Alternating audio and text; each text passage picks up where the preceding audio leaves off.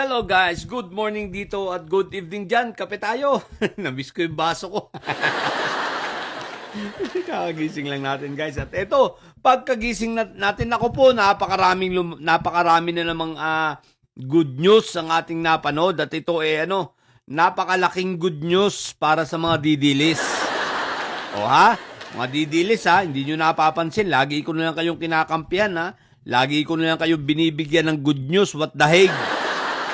O eto, bibigyan ko na naman kayo ng good news. O ha, kakalabas lang. Mga ilang oras pa lang ang nakakalipas, no?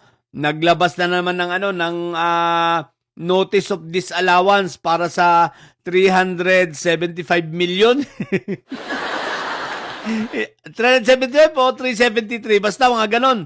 Notice of disallowance ang COA laban dito kay Inday Sayad. O siyempre, confidential funds na naman to. Notice of disallowance again? Akala ko ba? Sabi ninyo, mga didilis, absuelto siya sa COA, anyari na. Ngayon, may notice of disallowance na naman. Mga didilis, takbo na sa Supreme Court, tatanga-tanga naman kayo eh. Isipin ninyo, sabi nyo dati, absuelto na sa COA ngayon. 2 notice of disallowance na yan.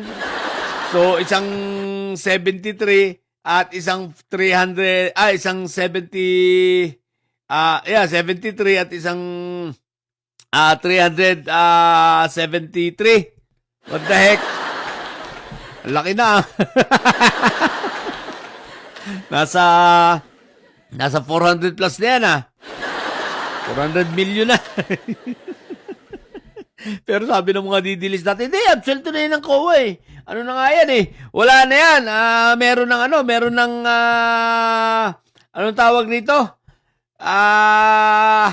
Letter yun? Letter of nakalimutan ko. Basta sabi nyo, absuelto na. Mga inayo pa kayong mga didilis kayo. O, good news yan Isipin nyo Congratulations yun naman si Sayad. Meron na naman siya notice of disallowance. O, di ba ka? O, ito pa ang isang good news. Etong si Inday Sayad, isipin mo, last year, December, ang kanyang ang result ng kanyang quarter 4 ng 2025 ng kanyang performance rating based on itong Okta Research alam niyo naman ako medyo sa Okta Research lang ako naniniwala, di ba? So based sa Okta Research by the way, take note, hindi ito commission dahil ibig sabihin hindi ito commission ng kung sino man tao o kung sino man politiko itong survey na ito Okay. So 2025 ang performance rating ni Inday Sayad ay 55%. Diba? Ngayon, pagdating ng quarter 1, ang performance rating ni Inday Sayad ay 50% na lang. Aba, spaghetti pa ba? Spaghetti pa ba? Mga didilis, habang si Tito Bongbong namin, ang performance rating kahit hindi na siya tatakbo syempre pataas. No? Pataas si Tito Bongbong 55%, si Inday Sayad pababa 50%. Wala pa 2028 yan Hindi pa pumapasok ang impeachment diyan. Paano pa pag pumasok? Pero tataka rin naman ako, performance rating, buti ba nagkaka-rate pa ito si Sayad, Ano ba tinatrabaho nito? Bukod sa maglayas, maglakwatsa, manira sa Pangulo, magmukhang tanga, magpa-interview sa Bayuteros na parang tanga. Diba? So, ano bang nagawa ni Inday Sayad? At nagkaka-rating pa ito, hinayupak na to.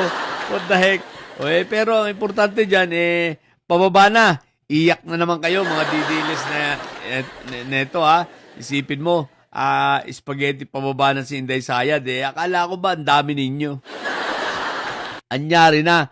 Parehas, ang trust rating niya at ang performance rating, parehas pababa, Kaya, anyari.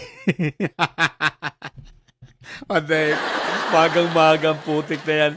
So yan, ang mga good news para sa mga didilis ha. Mabuting balita yan sa inyo, mga inayo pa kayo. So yun lang muna, sa mga bobong didilis yan at ano ha. Congratulations pala, Inday Sayad ha. Ang galing mo, isipin mo. Hindi ka na nagtatrabaho, may performance ka pang nalalaman. Kahit pa sabihin pababayan, no ba, nakakapagtaka. Hindi ka nagtatrabaho, may performance rating ka pa. What the heck? Sa mga bubundidilis dyan at may sayad, ang lakas ang tama nyo. Ang tatay nyo ay preso, ang BP nyo ay bobo.